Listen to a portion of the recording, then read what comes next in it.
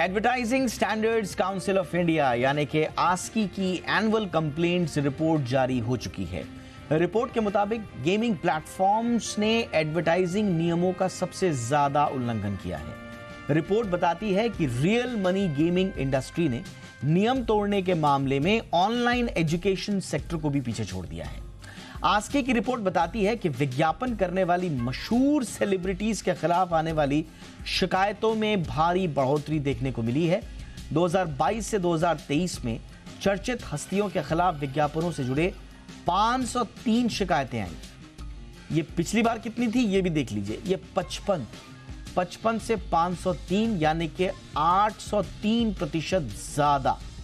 तो हमारे जो सेलिब्रिटीज हैं तमाम कोशिशों के बावजूद वो रिस्पॉन्सिबल एडवर्टाइजिंग पर ध्यान नहीं दे रहे हैं, ये रिपोर्ट साफ साफ कह रही है। रिपोर्ट बताती है कि उपभोक्ता संरक्षण अधिनियम के तहत तमाम सेलिब्रिटीज के लिए अब कानूनी तौर पर किसी विज्ञापन का हिस्सा बनने से पहले उसकी पड़ताल करना बहुत जरूरी है कि ये जो विज्ञापन मैं कर रहा हूं या कर रही हूं, क्या ये वाकई में जनहित में है, इसका कारोबार सही है, क्या ये नियमों का उल्लंघन करने वाली कंपनीज तो नहीं है। इसे ड्यू डिलिजेंस कहा जाता है। लेकिन आप दुर्भाग्य देखिए कि 97% मामलों में सेलिब्रिटीज इस पड़ताल का कोई भी सबूत आस्की को नहीं दे पाए। 97% यानी कि ऑलमोस्ट ऑल, सिर्फ 3% को छोड़ दें तो, यानी कि कोई भी बड़ा सेलिब्रिटीज ड्यू डिलिजेंस नहीं दे रहा है, जबकि साफ तौर पर यह उपभोक्ता संरक्षण अधिनियम के तहत है, आस्की की गाइडलाइंस है इसमें। तो यानी कि साफ साफ हमारे जो सेलिब्रिटीज हैं वो विज्ञापनों के जरिए अपनी जेब भर रहे हैं और बदले में वो किस चीज का विज्ञापन कर रहे हैं, उसका क्या असर पड़ेगा, उसका प्रभाव पड़ेगा, दुष्प्रभाव पड़ेगा, इस पर कोई ध्यान नहीं दे रहा है। सिर्फ पैसे कमाने की हो। जो हस्तियां इसमें शामिल हैं उनमें कुछ बड़े नाम भी शामिल हैं। क्रिकेटर महेंद्र सिंह धोनी 10 शिकायतों के साथ सबसे आगे हैं। उनके अलावा यूट्यूबर, जो मशहूर यूट्यूबर हैं भुवन बाम, उनके खिलाफ भी विज्ञापन शर्तों का पालन नहीं करने के 7 मामले दर्ज हैं। एक्टर जिम सर्भ और क्रिकेटर विराट कोहली का नाम भी इसमें शामिल है। खास बात यह है कि ये चारों सेलिब्रिटीज जिनका हमने नाम लिया, ये टॉप 4 हैं उल्लंघन के मामले में, और सारे के सारे गेमिंग से जुड़े हुए विज्ञापनों में नियमों को अनदेखा करते देखे गए। ये बड़े चर्चित लोग हैं हमारे देश के, बड़े जिम्मेदार शख्सियत, बड़े रिस्पॉन्सिबल सेलिब्रिटीज इन्हें कहा जाता है, लेकिन ये विज्ञापन जो कर रहे हैं उसमें ये जिम्मेदारी नहीं निभा रहे हैं, ये आस्की की रिपोर्ट बताती है। आस्की की रिपोर्ट ये भी कहती है कि गेमिंग, एजुकेशन, हेल्थ और इससे जुड़ी हुई जो दूसरी चीजें हैं, इसके अलावा जो पर्सनल केयर है, उसके जो उत्पाद हैं उसमें संबंधित विज्ञापनों में नियमों का उल्लंघन करीब करीब आधे मामले इस तरह के हैं। आस्की को 2022-23 में 8,951 शिकायतें मिली थी। इसमें से उसने 7,928 विज्ञापनों की समीक्षा की। खास बात यह है कि करीब 3/4 विज्ञापन डिजिटल मीडिया पर जारी हुए। डिजिटल मीडिया में इस तरह का उल्लंघन ऑनलाइन मंचों पर जो कंज्यूमर है उसकी सुरक्षा के बारे में, उसको इन्फॉर्म्ड डिसीजन लेने के बारे में बहुत सारी गंभीर चिंताएं पैदा करता है। तो क्या कहती है ये रिपोर्ट, ये मोटा मोटा हमने आपको बताया, लेकिन थोड़ा सा इस रिपोर्ट को और बारीकी से समझते हैं। आस्की ने इसमें क्या क्या फाइंडिंग्स दी हैं उनको समझने के लिए इस वक्त हमारे साथ बहुत खास मेहमान, आस्की की सीईओ और सेक्रेटरी जनरल मनीषा कपूर हमारे साथ जुड़ चुकी हैं। मनीषा मैम, बहुत बहुत स्वागत है आपका। एक बार फिर से बधाई, बड़ी अच्छी रिपोर्ट आप लोगों ने तैयार की है, अच्छी स्टडी के बाद, अच्छे सैंपल साइज के साथ। कुछ हाईलाइट्स हमने बताए हैं मैम, आपकी तरफ से जो हाईलाइट्स हैं जिन पर आप खास तौर से फोकस करना चाहेंगी, प्लीज कंटिन्यू। धन्यवाद दीपक जी। तो आपने काफी अच्छी तरीके से जो हाइलाइट्स हैं वो समझाई हैं अपने दर्शकों को। एक बार फिर मैं उनको रिआइट्रेट कर देती हूँ कि जो जैसे आपने कहा कि 75% एड्स हमने डिजिटल मीडिया पे देखे हैं, तो वो एक ये हमें बताती है कि शायद कंज्यूमर्स, उपभोक्ता ऑनलाइन वर्ल्ड में सेफ हैं या नहीं। तो एक ये सोचने वाली बात हो जाती है। अगला ये है, जैसे आपने बताया कि पिछले कई साल से एक्चुअली जो एजुकेशन सेक्टर था वो हमारा सबसे वायलेटिव सेक्टर एक माना जाता था, काफी साल का उसका एक रिकॉर्ड था। पर इस साल जो गेमिंग इंडस्ट्री है, रियल मनी गेमिंग जिसे हम कहते हैं, जिसके ऊपर आईएसकी की गाइडलाइंस हैं, उसने पहला स्थान इस बार प्राप्त किया है। बाकी जो है health care, crypto, personal care, ये बाकी जो कैटेगरीज हैं, जो कई टॉप की कैटेगरीज जिसमें हम ज्यादा उल्लंघन देखते हैं विज्ञापनों का। और जैसे कि आपने कहा बिल्कुल सही कि एक बहुत हाई सेलिब्रिटीज इस वक्त, मतलब जो इस साल हमने जो विज्ञापन, जो मिसलीडिंग एड्स दर्ज किए हैं, उनमें एक सेलिब्रिटीज की मात्रा काफी हाई पाई गई है। तो एक वो भी जरा चिंता करने वाली बात है, क्योंकि जो सेलिब्रिटीज का डेफिनेटली एक अलग तरीके का इम्पैक्ट होता है अपने ऑडियंसेस का।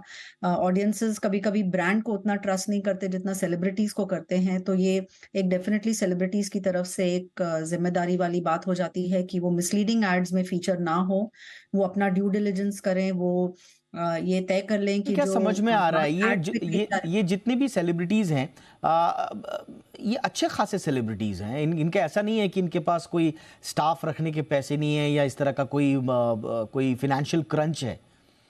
पूरी की पूरी टीम होती है इनके पास बाकायदा। जब आस्की की साफ तौर पर गाइडलाइंस हैं, भारत सरकार की गाइडलाइंस हैं, उपभोक्ता संरक्षण कानून के तहत आपको ड्यू डिलिजेंस देना अनिवार्य है, उसके बावजूद मैम ये क्यों नहीं दे रहे? 97% सेलिब्रिटीज आपको ये बता नहीं पाए कि उन्होंने ड्यू डिलिजेंस नहीं दिया है। हाँ, ये बिल्कुल जैसे आप कह रहे हो, ये काफी हैरानी की बात है कि बड़े बड़े सेलिब्रिटीज भी इस बात पे ड्यू डिलिजेंस नहीं करते हैं, या करते हैं तो हमें कुछ एविडेंस नहीं दे पाते, तो हम तो एविडेंस के बेसिस पे ही जाते हैं। तो ये शायद अगर जो कंपनीज उनको बोल रही हैं कि आप एड में ये बता दीजिए, वो शायद ज्यादा इसकी जांच पड़ताल नहीं करते हैं और वो बोल देते हैं। पर एक तरीके से जो कंज्यूमर्स इतना ट्रस्ट करते हैं इन सेलिब्रिटीज पे, तो ये एक तरीके से वो कंज्यूमर्स की तरफ इनकी रिस्पॉन्सिबिलिटी पूरी तरह से नहीं दर्शाई जाती है। तो हम यही कहेंगे कि आप विज्ञापन जरूर कीजिए, उसमें कोई दिक्कत नहीं है, पर आप यही इंश्योर कीजिए कि देखिए, कोई भी सेलिब्रिटी है वो एक अपनी फील्ड का एक्सपर्ट होता है। वो अगर कार बेच रहा हो या कोई और चीज की बात कर रहा हो, तो जरूरी नहीं कि वो उस चीज का भी एक्सपर्ट हो। पर जो वो एड में बोल रहा है, तो इसके लिए वो किसी भी आउटसाइड पार्टी से, किसी भी एक्सपर्ट से, एस्की की भी एक ये सर्विस है, पर कहीं से भी वो एक ड्यू डिलिजेंस का ये लेके आए एविडेंस कि अगर हम कार की ऐड कर रहे हैं, उसमें कुछ हम बोल रहे हैं कार की एमिशंस के बारे में या उसकी स्पीड के बारे में, तो ये क्या हमने किसी कार एक्सपर्ट से ये वाकई हमने पता लगाया है कि जो मैं बोल रहा हूँ उस एड में, या जो मैं कह रही हूँ वो वाकई में सही है या नहीं। तो सिर्फ जो कंपनी आपको बताती है, एक शायद वो उसी पे विश्वास करके आगे बढ़ जाते हैं। पर जब ये विज्ञापन ही हमें मिसलीडिंग लगते हैं, तो डेफिनेटली इसमें एक सेलिब्रिटी का हाथ उसका इम्पैक्ट बढ़ाने में और एक चीज पर मैं और हाईलाइट करना चाहूंगा, अपने दर्शकों को हम बताना चाहेंगे कि जो जिन सेलिब्रिटीज पर आप भरोसा करते हैं, उनकी हकीकत आप देखिए। एडवर्टीजमेंट के मामले में आस्की ने पाया कि हर चौथा एड जिसकी आस्की ने जांच की है, वो हर चौथे एड में इन्फ्लुएंसर वायोलेशन हुआ है। यानी कि जिस इन्फ्लुएंसर पर आप भरोसा करते हैं, उसने जो तय नियम है उनकी धज्जियां उड़ा दी, उनको उसको पालन नहीं किया। नंबर 1। नंबर 2, जो सेलिब्रिटी का जो मिसलीडिंग वाले जितने भी केसेस हैं, वो कितने बढ़े हैं? 803% बढ़े हैं। पहले 55 थे, 503 हो गए। अब इसमें दो पहलू हैं। एक तो आस्की ने अपना दायरा बढ़ाया है, ये बहुत अच्छी बात है। ये नंबर्स आपको इसलिए भी एलिवेटेड दिख रहे होंगे क्योंकि आस्की ने भी बहुत दायरा बढ़ाया है अपना, इसलिए इनकी रिपोर्टिंग ज्यादा हुई है। लेकिन रिपोर्टिंग होने के बावजूद वायलेशन की भी जो घटनाएं बढ़ी हैं, उसमें तो साफ तौर पर लगता है कि हमारे सेलिब्रिटीज को सिर्फ अपने पैसे भरने से मतलब है, कंज्यूमर के लिए इन्फॉर्म्ड डिसीजन लेने में उनका कोई रुचि नजर नहीं आती। मैम, अपेक्षा हम क्या करें? हमारे पास ऑलरेडी गाइडलाइंस हैं और उनके खिलाफ दंड के प्रावधान भी हैं, तो क्या इन सेलिब्रिटीज को किसी तरह का दंड का भागी बनना पड़ेगा? तो देखिए, जो कंज्यूमर प्रोटेक्शन एक्ट है उसमें भी ये कहा गया है कि जो सेलिब्रिटीज हैं उनको अपनी कोई भी एंडोर्सर हो, इनफैक्ट वो सिर्फ सेलिब्रिटीज के बारे में नहीं, पर जो भी एंडोर्सर हो एड में, उसे ड्यू डिलिजेंस करना चाहिए। और अगर वो सेलिब्रिटी ड्यू डिलिजेंस का एविडेंस दे सकता है, तो फिर चाहे विज्ञापन मिसलीडिंग हो या ना हो, पर सेलिब्रिटीज को फिर एक छूट दी जाती है। पर अगर सेलिब्रिटी ने कुछ उसके ऊपर खुद अपना कुछ ड्यू डिलिजेंस नहीं किया हो, तो फिर सेलिब्रिटी भी इक्वली रिस्पॉन्सिबल माना जाता है। उसके ऊपर फाइन लग सकते हैं और रिपीट ऑफेंस के ऊपर फाइन्स की मात्रा भी बढ़ सकती है। प्लस ये प्रोविजन भी है कि उनको इवन सस्पेंड किया जा सकता है एंडोर्समेंट्स के तौर पे। तो ये काफी स्ट्रिक्ट पेनल्टीज हैं। अगर मैं एक सेलिब्रिटी हूं तो ये काफी मतलब मुझे तो काफी डरावनी सी प्रोविजंस लगते हैं लॉ के। पर बिल्कुल। उसके बावजूद अगर एक इंडिफरेंस है या आपको लगता है कि नहीं आप नहीं पकड़े जाओगे या आपको कोई बताएगा नहीं, तो ये धारणा भी गलत है। तो एस्की डेफिनेटली इन केसेस को हाईलाइट कर रही है। हम चाहते हैं कि सरकार भी इन केसेस के को एक नजर डाले, और अगर उनकी अपनी जांच के हिसाब से अगर लगता है कि ये वाकई एड्स मिसलीडिंग है जी। Under the consumer protection act, तो डेफिनेटली इन कंपनीज पे और सेलिब्रिटीज पे जो कानूनी कार्रवाई है वो बिल्कुल। should definitely take बिल्कुल, it. अब यहाँ पर एक बहुत इंपॉर्टेंट कड़ी है जिस कड़ी को भारत सरकार को जोड़ना होगा, और हम इसको बार बार कह रहे हैं। ये जो गेमिंग, देखिए हमने जो 4 टॉप सेलिब्रिटीज के नाम लिए वायलेशन के मामले में, वो सब के सब गेमिंग से जुड़े हुए थे। कुछ जेन्युइन गेम भी होंगे, लेकिन जो रियल मनी जहां पर इन्वॉल्व है उसमें हमने बहुत सारी चीजें देखी हैं कि इसमें रियल मनी में इन्वॉल्व होने वाली गेमिंग प्लेटफॉर्म्स भी बड़े डाइसी से रहते हैं। उनका कहां से ओरिजिन है, इंडियन है, ओवरसीज है, तो ये भी थोड़ा देखना पड़ेगा कि क्योंकि ओवरसीज वाली जो कंपनीज होती हैं वो ज्यादा से ज्यादा पैसा ऑफर करती हैं, वो बंदर बांट करती हैं पैसों की, और सेलिब्रिटीज उसके जाल में फंस जाते हैं, ज्यादा पैसा मिल रहा है। इस चक्कर में वो ना दूसरे नियमों का ध्यान रख रहे हैं, ना कंज्यूमर के इन्फॉर्म डिसीजन की हाइजीन जो होनी चाहिए उसका ध्यान रख रहे हैं। एक इंपॉर्टेंट चीज जो है मैम, और आखिरी मेरा सवाल है मैम ये वाला, टीवी और प्रिंट से ज्यादा, बहुत ज्यादा ऑनलाइन जो इस तरह के एडवर्टीजमेंट में वहां पर देखने में आया है, जो आपने ओपनिंग रिमार्क में कहा भी कि आस्की भी इस बात को लेकर चिंतित है कि कंज्यूमर्स की ऑनलाइन सेफ्टी। इंस्टाग्राम पे 33% मामले, फेसबुक पर 31% मामले, वेबसाइट्स पर 22, यूट्यूब पर 12 और अदर्स 2, 75% मामले ऑनलाइन सेफ्टी की संवेदनशीलता की तरफ इशारा कर रहे हैं मैम। तो इसमें आगे क्या किया जा सकता है? तो जैसे मैं आपको एक बात इंटरेस्टिंग आपको बताऊं कि एस्की जो है, एस्की की प्रोविजंस और जो इनके हमारे जो कानून हैं, जो हमारे रूल्स हैं, ये एक्चुअली केबल टीवी एक्ट के अंतर्गत इनको शामिल किया गया है। तो केबल टीवी पे और टीवी पे अगर कोई विज्ञापन आता है जिसे मिसलीडिंग माना जाता है, एस्की भी मिसलीडिंग माना जाता है, तो ये एक्चुअली गवर्नमेंट की तरफ से भी एक इलीगल चीज मानी जाती है। तो आप इसलिए देखेंगे कि over the period of time जो टीवी के एडवर्टाइजमेंट्स हैं उसमें ज्यादातर हम वायलेशंस नहीं देखते हैं, क्योंकि एक बहुत स्ट्रॉन्ग गवर्नमेंट का भी सपोर्ट है।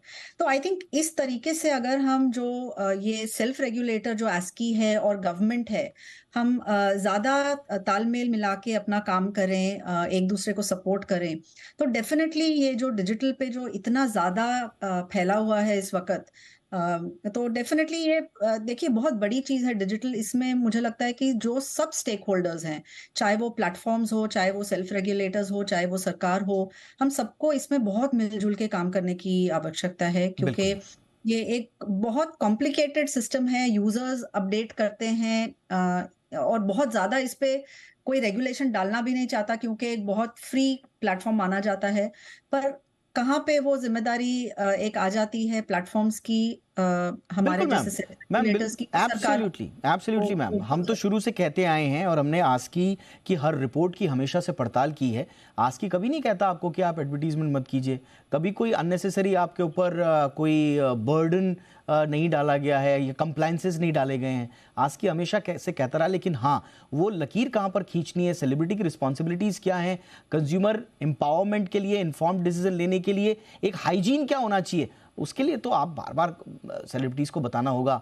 और अगर यहाँ से बात बनती नहीं, आगे दंडात्मक कार्रवाई तक बात जाती है, तो वो भी हमें देखना होगा। उससे पहले ये बेहतर होगा कि जितने हमारे सेलिब्रिटीज हैं कम से कम थोड़ा रिस्पॉन्सिबल बने।